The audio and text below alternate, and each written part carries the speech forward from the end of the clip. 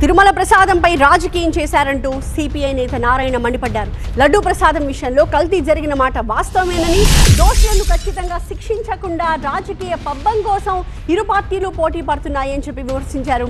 దేవుణ్ణి అడ్డు పెట్టుకుని రాజకీయాలు చేయడం సరికాదు అన్నారు నారాయణ. ఇప్పటికైనా తిరుమల లడ్డూపై డ్రామాలాపి చర్యలకు డిమాండ్ చేస్తున్నారు ఆయన. టీటీడీ లడ్డు విషయాన్ని రాజకీయంగా మార్చేసి దేవుడికి అన్యాయం చేయడం కాకుండా కోట్లాది మంది భక్తులని మనోగతాన్ని చెలగాటమాడుతూ ఉన్నారు. తప్పు జరిగిన మాట వాస్తవమే, తప్పు తెలిసిన మాట వాస్తవమే. దాన్ని పదే చెప్పాల్సిన పని లేదు. మీ అరిచేతకు స్వర్గ అర్థం అక్కర్లా, మీ చేతుల్లో ఉందే యాక్షన్ తీసుకోవచ్చు.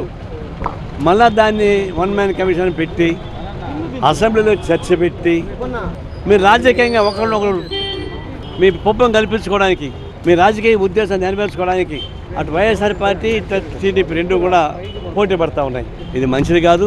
ఇప్పటికైనా చిత్తశుద్ధి ఉంటే అనవసరమైన డిస్కషన్ లేకుండా మీరు యాక్షన్ తీసుకోండి.